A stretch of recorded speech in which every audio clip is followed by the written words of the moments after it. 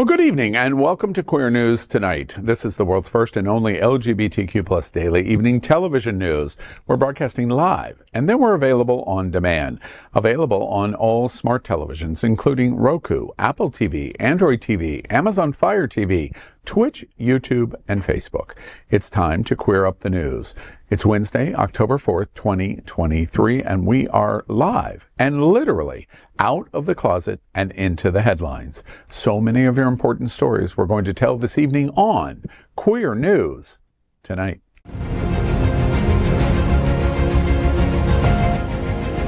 This is the world's first live daily LGBTQ evening news show, literally out of the closet and into the headlines on Queer News Tonight with Al Ferguson.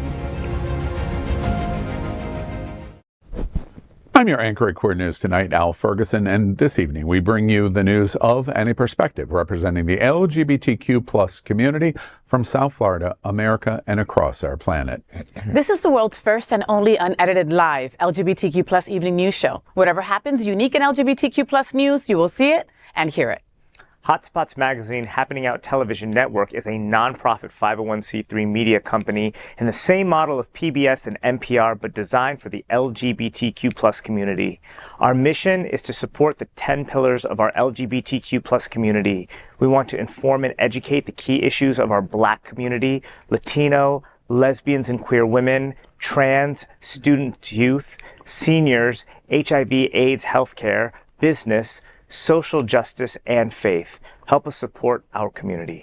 We are part of one of the largest LGBTQ plus media companies in America, Hotspots Magazine and Happening Out Television Network.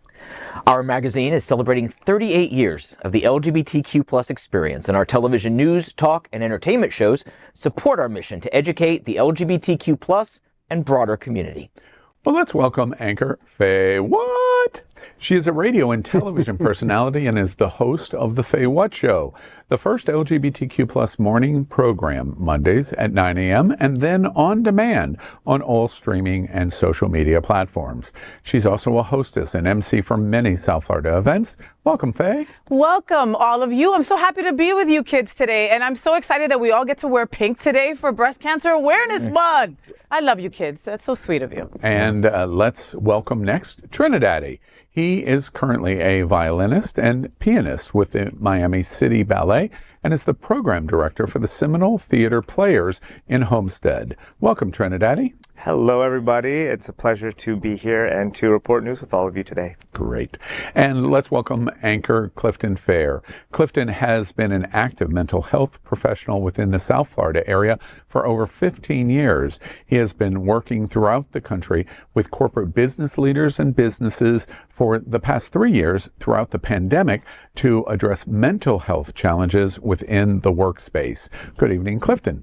Good evening to all of y'all. It's also his birthday week. Wow. Clifton's birthday. Wow. I wasn't Really? going to mention it before, but Wow. it's your birthday and you're sexy even though you're old. Thank you so Ooh, much. is this- I'll put the gray down. Thanks Is so this much. the big 3-0? This is a big, yeah, absolutely. This is a big 3-0, right? Right there.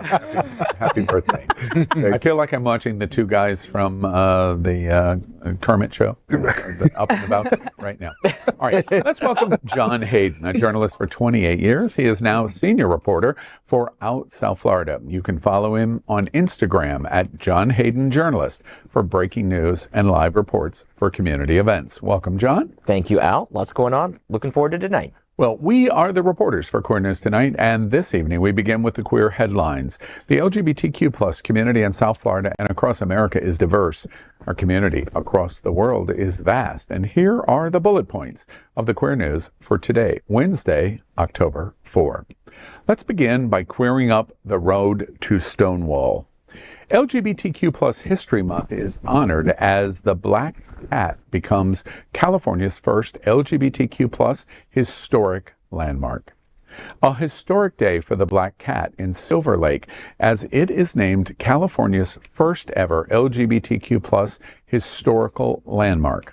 A 6-year effort by the California Landmark Foundation, originally known as the Black Cat Tavern. Many people know the Black Cat as a neighborhood bar and a community joint for a beer and a burger.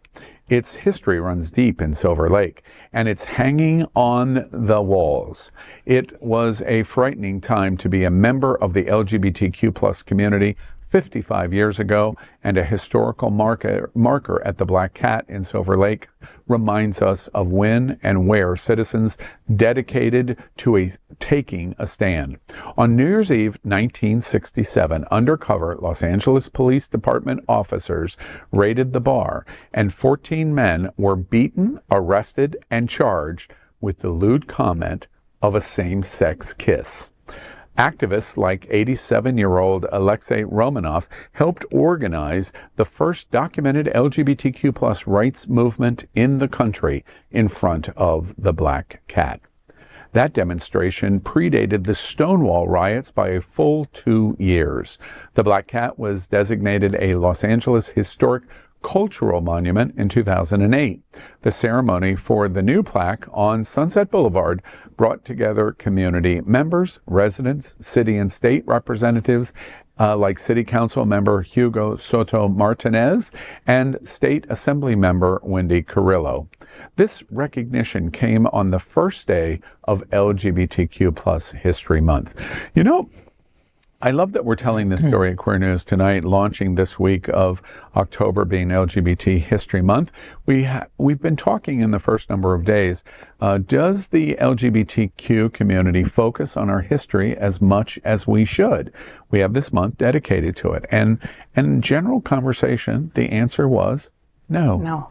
And that's really interesting because we fought so hard to get the representation and the acceptance and the respect that the LGBTQ community deserves. And this example in California becoming the state's first national or state historic marker is a representation of something that was very important at Silver Lake. Imagine what that New Year's Eve must have been like when two men kiss and police raid you, beat you with clubs, and then arrest you for a kiss.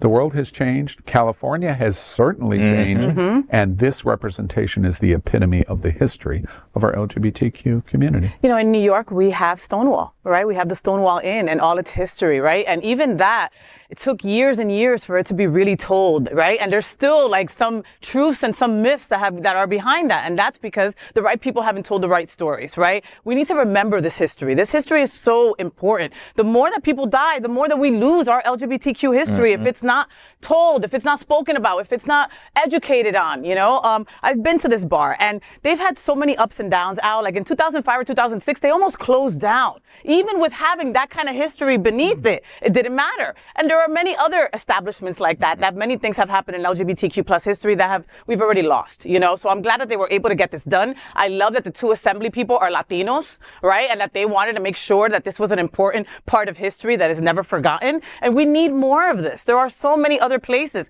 that, you know, here in Florida, God forbid we teach LGBTQ plus history, right? Here in Florida, God forbid we teach Black history, right? Because none of that really happened either. Don't even acknowledge Stonewall. So that's why things like this are even more important. Yeah, Fay, I want to take an opportunity. Has anybody else visited the Black Cat?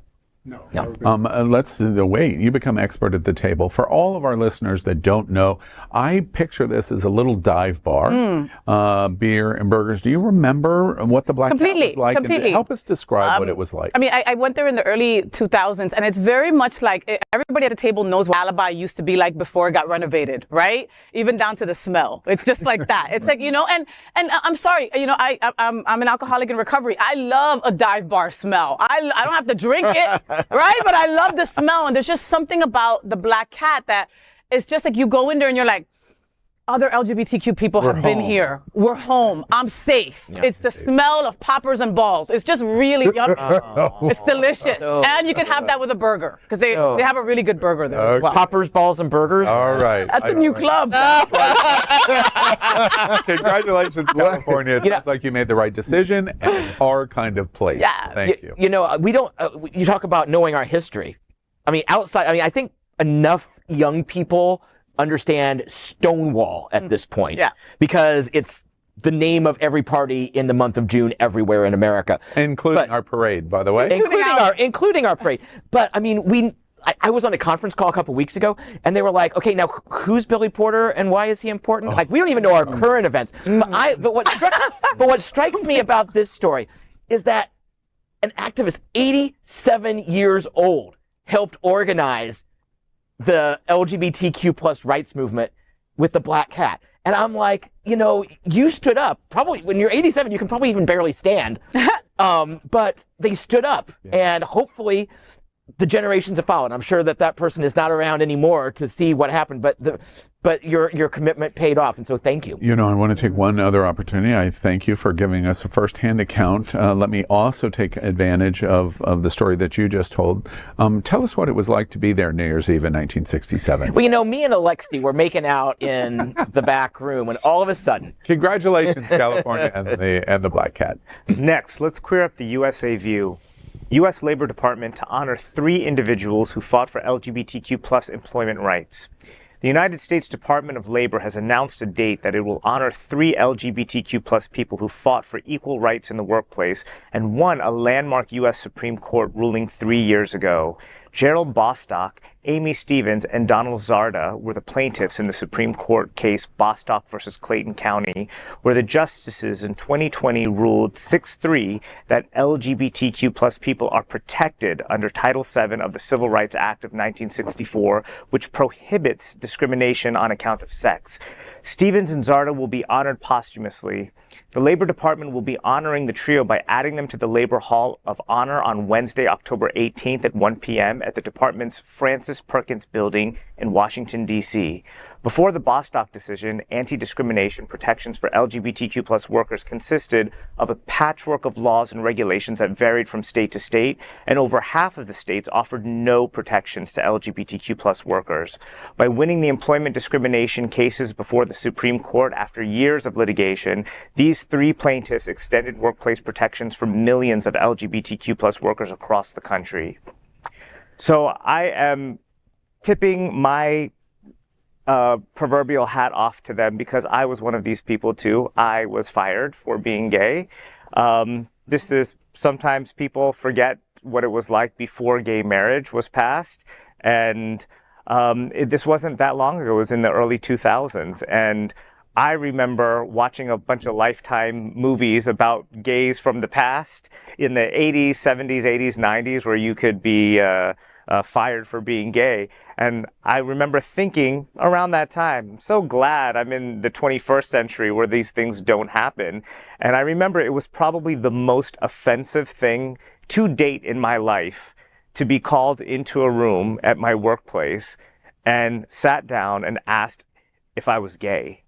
And at that moment, I still have a little bit of PSD from this moment of, at that time, we weren't nearly as accepting in society still, even though the 21st century was before gay marriage, and I wasn't out to my family. And I don't know if these 3 people were out to their family either, but when your sexuality gets discussed and it's in a board meeting and you live in a smallish town, things get out. And it made me have to come out to my family at that moment.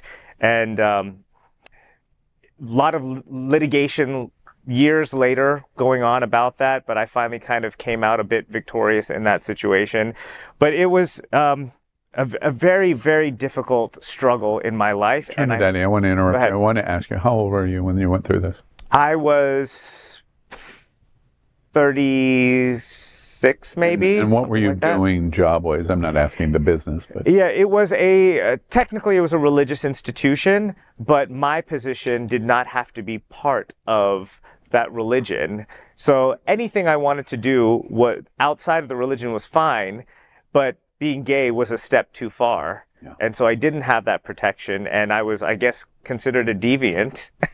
And yeah, it was a very, very difficult time. And these 3 people, I looked up their stories a little bit. One of them was a skydiver, and he was fired, and which is not usually a position where your personal life is considered, whether you're a skydive instructor. And he told a woman he was strapped to, who might have been concerned that I'm very close to a dude who might be wanting to hit on me, or we're like back to back, Yeah, exactly. And he said something to the effect of, "Don't worry, I'm gay," and that's what got him fired. And the fact that that could have been something in that industry that had nothing to do with religion or morality, where he could be fired, it was horrible. And only one of them is still alive to see this victory happen. So I tip my hat off to all the people who have been fired or gone through workplace discrimination, and thank you for help paving the way. Wouldn't it have been nice to give these people their flowers when they were alive? Absolutely. But I think this circles back to our original conversation about the black cat, and us being able to remember history. It almost seems like there consistently is a fight that's happening in our current, view, and it's not in our rear view. Like there's some type of struggle that we're walking through. So being able to appreciate where we've come from, it almost feels like, we're dealing with another crisis right now. So we can't spend that moment where we celebrate those wins or that victory, i.e. the black cat, or how far we've come with Stonewall and things of that nature. Yeah. Yes, Bostic made it so we can't be fired for being gay, but DeSantis and the administration here and in Texas and other Republican states are essentially putting in a don't ask, don't tell policy in our schools and other public institutions to protect the children. So yeah, you can't fire us for being gay, but according to DeSantis, you can still be fired for talking about it at your workplace. There are, like you said, there are still fights to be fought. I do want to draw some history comparison. Bostock, for a lot of people in our community, they've heard of Bostock, but they perhaps may not understand how important it is. So I'll compare and contrast it to other marginalized groups. In the black community, Board of Education is a sentinel Supreme Court decision in the history of black community in America, forcing the integration of schools in the United States. Bostock is that kind of thing for the LGBTQ community. The decision of Bostock was to say that even more important than you can't be fired. Your story I didn't know, Trini, and is amazing. I'm going to ask you lots of questions another time about it. But the issue of what the Supreme Court decided in Bostock is more important than the decision of discrimination. It extended the rights of the 1964 Civil Rights Act into the LGBTQ community. Was the first time that the Supreme Court made that decision, just like Board of Education for the black community of integration. So it basically said we're elevating LGBT for the first time in legal precedence from the Supreme Court decision that you have constitutional protection, that you can never again be completely destroyed, which up to before Bostock always was the universal conclusion. And why is that so important? Last year is just another example in a very conservative Supreme Court, 6-3 conservative Supreme Court. They used the launching point of Bostock to protect trans rights because of the interpretation of the 64 Civil Rights Act. It is so sentinelly important for our history. It is a landmark moment. And if you didn't know the story I just told, it's indicating that you don't know enough about our history in our community. And if we forget our history, we're doomed to the mistakes that we've made leading up to it. Mm-hmm. Next, let's queer up entertainment. Beyonce brings her extra queer Renaissance tour to the big screen.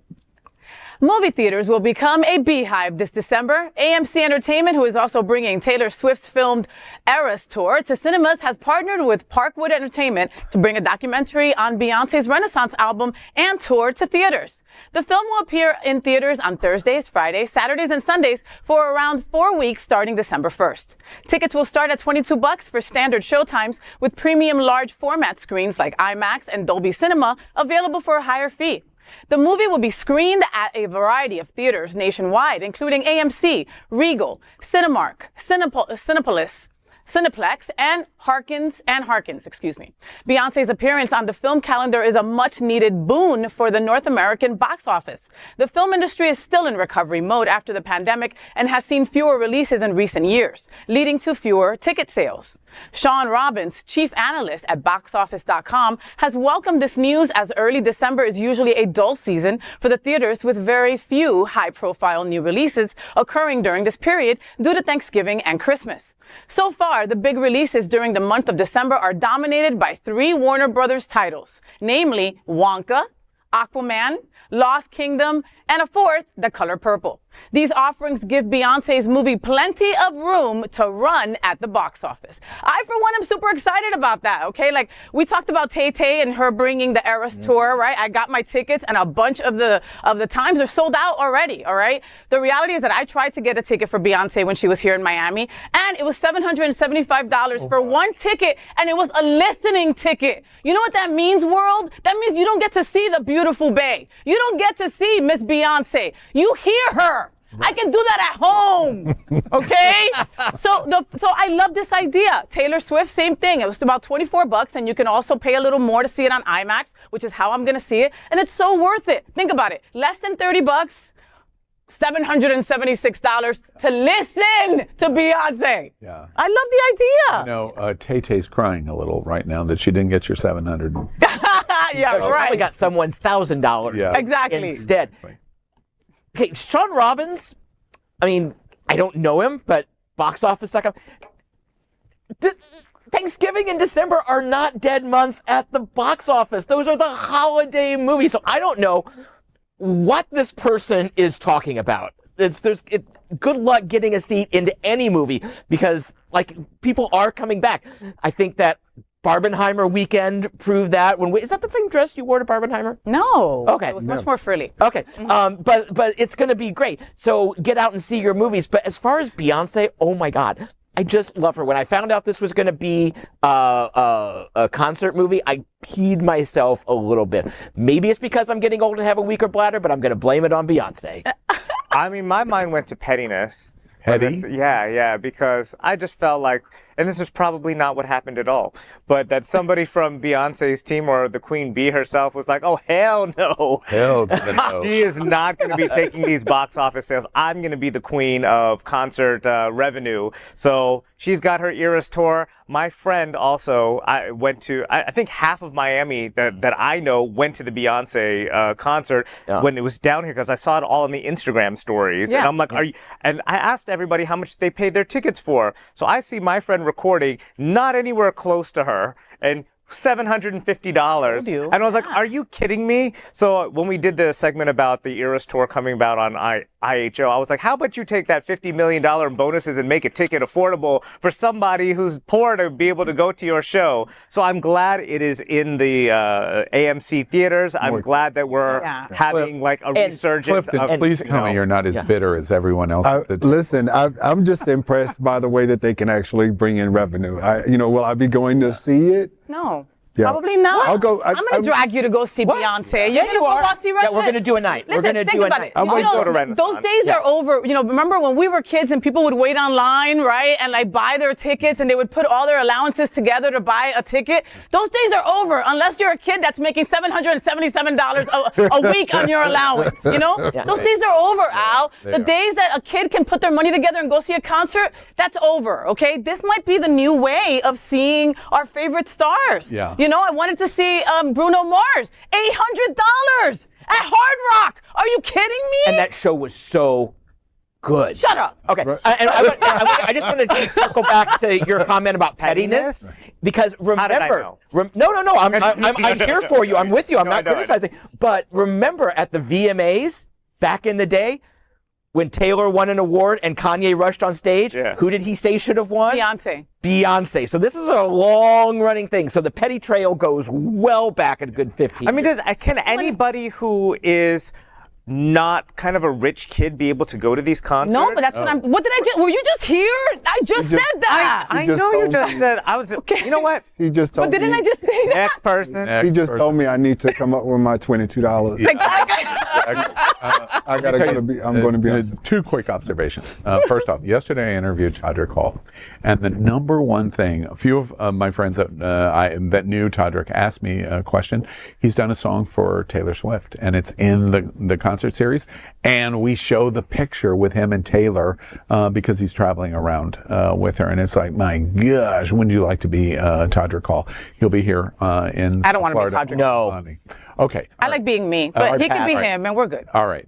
The other thing that I think is interesting, it just got reported this week about Beyonce and this Renaissance tour. It seems like it's been going on since the dawn of time. It hasn't, but it's been going on for a couple of years.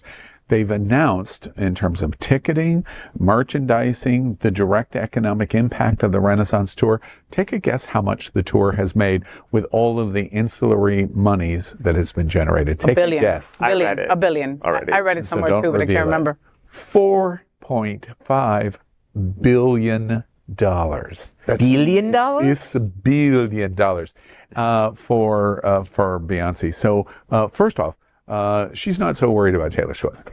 And her billionaire husband's not so much worried about Taylor Swift. But what's really interesting, in compare and contrast to what you're talking about of these ticket costs and the value of these mega concert tours, Beyonce's Renaissance Tour is roughly the same economic impact of the Beijing Olympics. This concert tour. In each city that it goes to. It's amazing. Can you believe that? It's just totally. Oh, and one last thing. It's not going to go up against Tay-Tay, okay? Because Tay-Tay is October and Beyonce's in December. These bitches are smart. That's why they got all the money and we don't. All right, Clifton, go on. Everybody gets $22. Got it. Next, let's queer business. Grubhub awards financial support to 12 LGBTQ plus owned restaurants in Massachusetts. Massachusetts LGBTQ plus owned restaurants and bars serving food found a vital lifeline this year stemming from the partnership formed by the LGBT Chamber of Commerce, the NGLCC, and Grubhub, a leading U.S. food ordering and delivery marketplace. Grubhub customers who donated their change have helped provide financial support to 12 LGBTQ plus owned small businesses in Massachusetts. 3 restaurants in Hampshire County each received $5,000 from the National the LGBT Chamber of Commerce, supported by the Grubhub Community Fund. The restaurants can use the funds for things like updating security and security protocols, updating purchasing, new equipment, community involvement, marketing and PR services, updating digital e-commerce presence, purchasing products, staff training programs, employee pay, and other crucial business needs. More than $30 million has been given to restaurants as part of the Grubhub Community Fund since 2020. Grace Marino, Executive Director of Massachusetts LGBT Chamber of Commerce, believes that the LGBTQ plus owned businesses are an important part of the Commonwealth's economy and hence deserve the help. Wow, really am super supportive of the fact that they're finding ways of actually getting the community the support that they need in order for the LGBTQ plus community to actually take the front seat in receiving some type of jumpstart financially that really is putting your money where your mouth is. Yeah, or help. Because again, there's still people trying to catch up from pandemic, folks. Right. I mean, just because it's 2023 doesn't mean nothing. And you know what I love about this, Grubhub really is an ally. I do consider Grubhub an ally. They've spotlighted many restaurants in Wilton Manors, Bubbles and Pearls being one of them last year. So, but what I especially love about these grants is that they've allocated 30% of these grants to go specifically to Black and Brown owned organizations or trans and non-binary owned organizations. I love that. So it's like, that's it, and you still can apply. Go online and find out, because I think that the cutoff is like next week or something. So if you own a small business and you need the help, why not apply for it? You never know. You might walk away with $5-10 grand. Yeah. It's a wonderful program.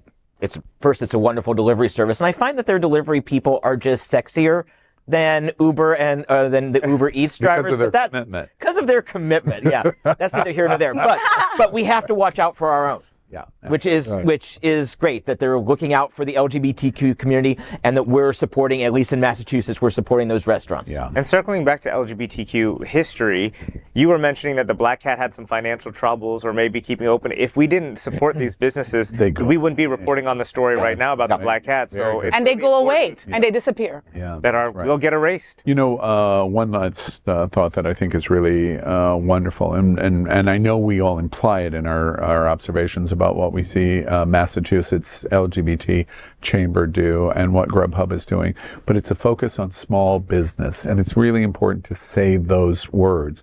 Small business is the overwhelming economic driver of the United States.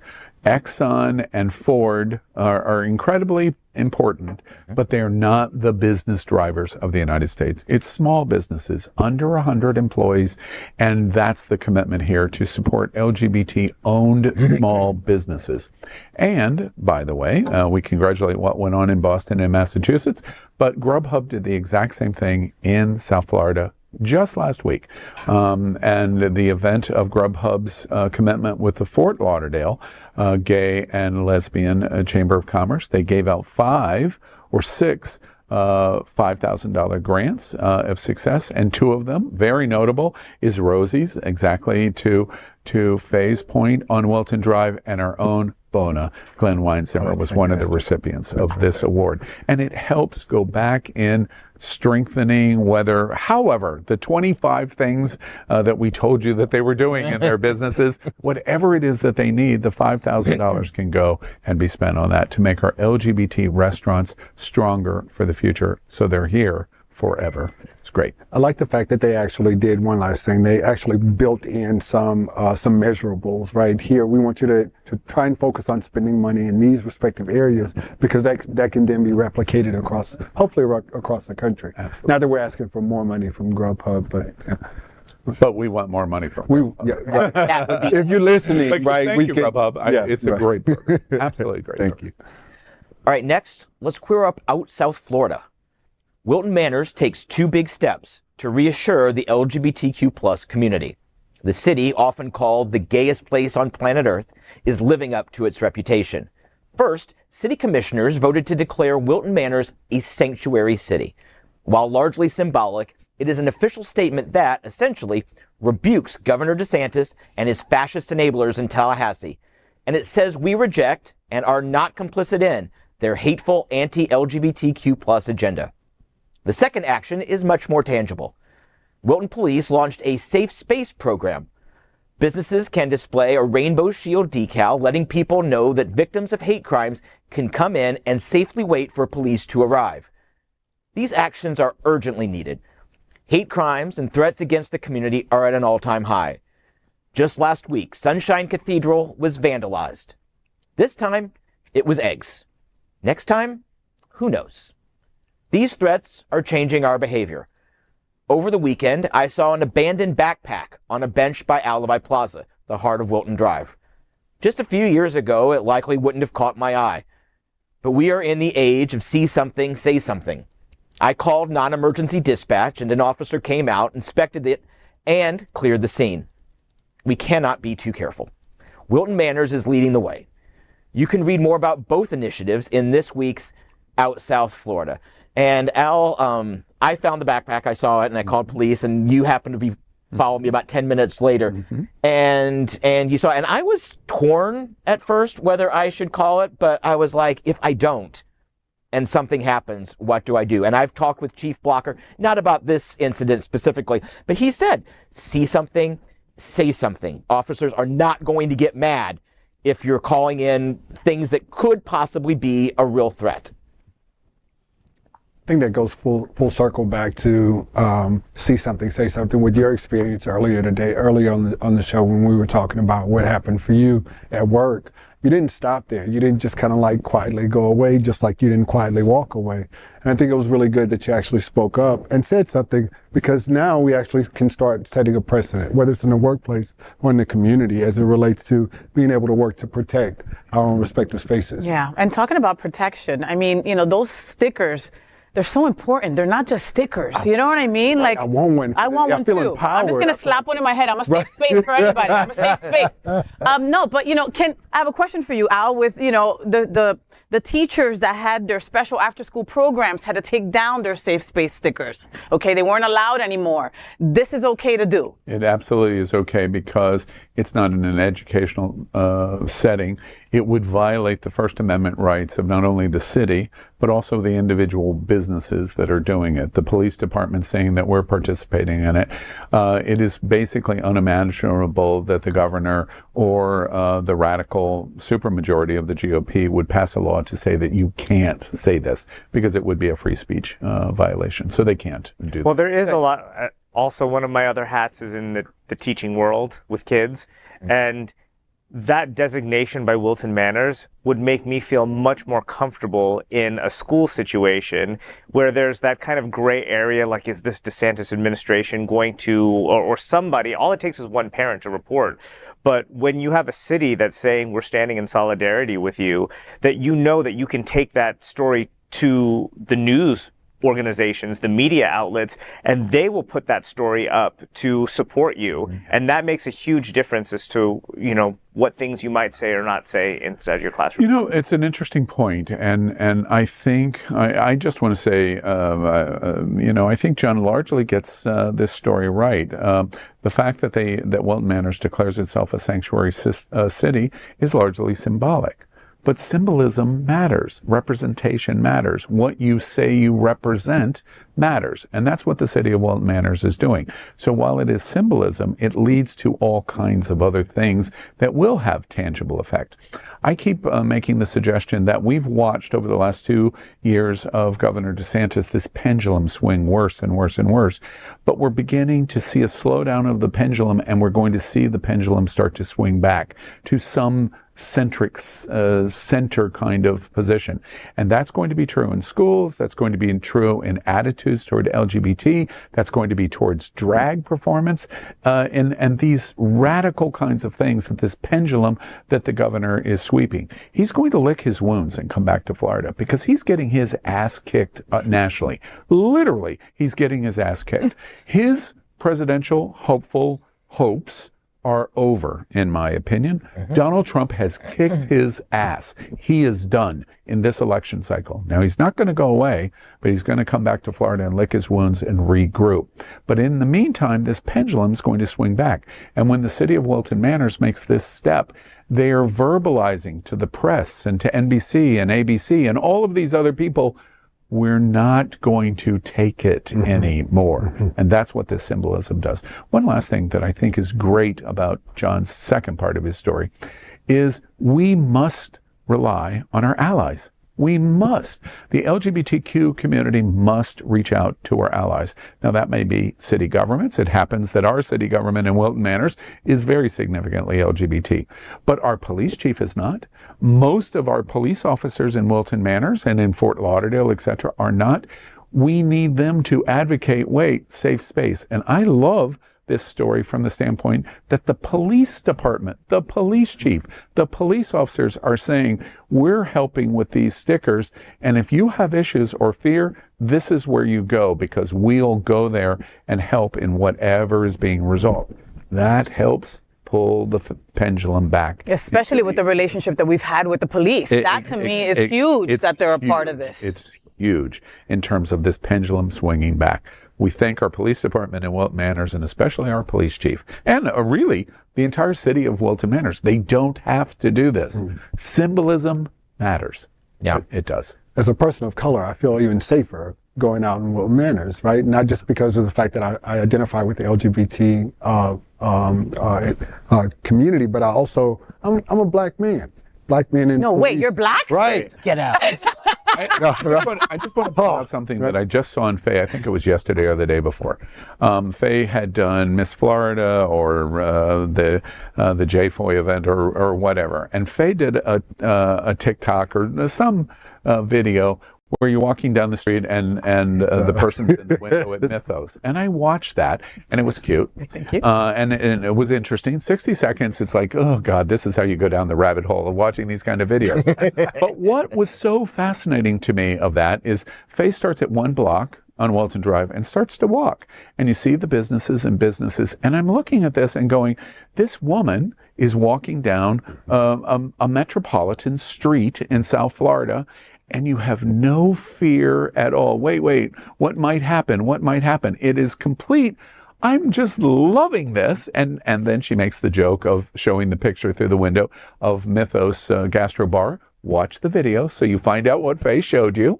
But at the end of the day, that's a representation of this entire block is a safe space. What you just said, you can be safe in Wilton Manors. Watch this girl walk down the street and prove it to you. I loved that video because of that. Next, we are proud of our special partnership with Sunshine Cathedral, the world's largest queer church right here in Fort Lauderdale. Supporting that partnership, we're broadcasting from our permanent set here at Sunshine Cathedral at the Happening Out Television Studios. We broadcast Sunshine Cathedral Sunday International Service at 10:30 a.m.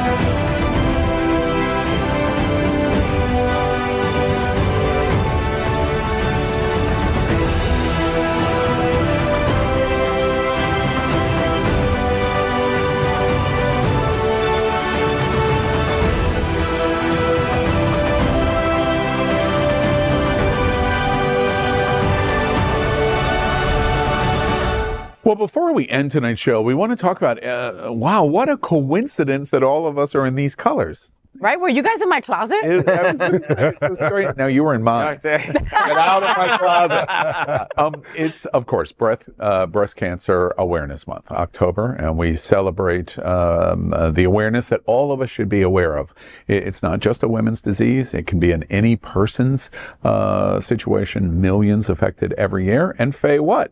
Affected. I so visibly remember her diagnosis 2 years ago and have beaten it.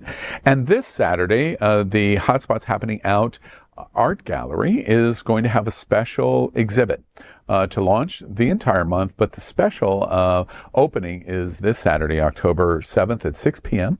And it is celebrating the recognition of the fight against breast cancer and the awareness that all of us should have. And of course, appropriately, Fay is the host. With Dennis Dean. Dennis Dean has a beautiful story of the loss of his sister. Yes, 10 years ago. 10 years ago. And I have seen a little birdie told me about the imaging that Dennis is doing with you. I can't believe you've seen it before me. Yes. Oh my goodness. No, Saturday's going to be a special day. Saturday, we're going to be thinking about people that we've lost, people who are thriving. You know, breast cancer affects everyone, just like you said, and you don't have to be a woman to get breast cancer. The reality is that everybody at this table has a sister, has a aunt, has a really good friend, guess what? A mother that has tatas, right? And I can't tell you how many people come up to me daily and say, I lost my mom, or my mom is going through this right now. And early detection is key. You know, I had a great support system and Happening Out, all my anchor friends, Unity on the Bay, everybody was there for me. Not everybody has that, you know, and the American Cancer Society, also 305 Pink Pack is going to be there on Saturday with all their information. And, you know, they help people in need. There are people that can't even walk their own dogs because they're going through chemo. And these companies help them do that. And so Saturday would be the unveiling of a huge life-size picture of me. Basically naked. I was going to say. Wow. And, you know, and that was one, it's, you know, I was super nervous to do it, but Dennis Dean is such an incredible photographer, and I trust his vision, and I trust his love, and I trust his passion. You know, I have scars that are outside, and I have scars that are inside, and I'm not completely ready to show them all. And this gave me the opportunity to do it, because if it could help one person, then it's worth it. And, you know, I'm still here to talk about it when many people aren't. So Saturday's just so important for that. Saturday, 6 o'clock. You don't want to miss it. The Hotspots Happening Out Dennis Dean Art Gallery. It is the only year-long LGBT art gallery dedicated to the LGBTQ community in all of America, right here in Fort Lauderdale and Broward County on Dixie, and right near Wilton Drive. So make sure you show up. And And the show is all month long, okay? Yes. So in case you can't get there this Saturday, we've got a closing party at the end of the month also. And every weekend throughout October, you'll be able to go to the Happening Out Hotspots gallery and see all the beautiful paintings, see the beautiful photographs. Every single photograph has been taken by or spotlights somebody that has been affected with breast cancer. Yeah. One last thought for gay men at the table. The most important next issue is which one of us is wearing pink the best? That's hard because you all look fantastic in your pink. It's all I love Fay. it. It's all Fay. It's all All Fay. right, there we are. And that is today's news for the LGBTQ plus community's world's first only daily LGBTQ plus evening news show. If our community is important to you, share this news with your friends and family. Are you, like most of America, part of our very large television audience watching this live LGBTQ plus news broadcast right now on Roku, Apple TV, Android TV, and Amazon Fire TV? Queer News Tonight is the only live LGBTQ plus digital television show in the world that is out of the closet and into the headlines. We need your support. If our community is to grow, we must tell our stories and bring them to the attention of the broader world. This is the only place in the world that tells these types of LGBTQ plus stories in motion and sound. That is the passion of Hotspots Magazine, Happening Out Television Network, and Queer News Tonight. I'm your anchor, Al Ferguson, and on behalf of these LGBTQ plus reporters, the anchors of Queer News Tonight, including Fay What, TriniDaddy, Klifton Fehr, and John Hayden. We will see you daily at 8 p.m. And to our LGBTQ plus world, we wish you Good night. Good night.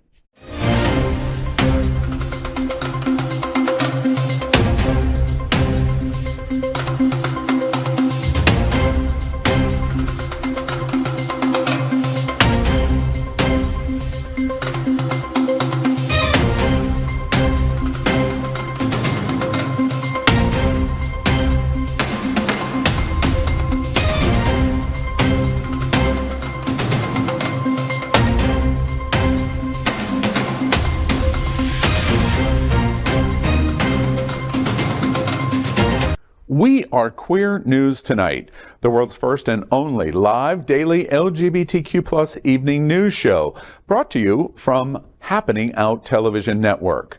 We operate in the same model of PBS and NPR, but for the LGBTQ plus community. We educate, inform, and entertain by supporting the 10 pillars of our LGBTQ plus community, with more than 100,000 a week watching us on Roku, Apple Television, and other channels. To keep the story going, we accept donations with 100% transparency. Stay updated and live authentically with Queer News Tonight.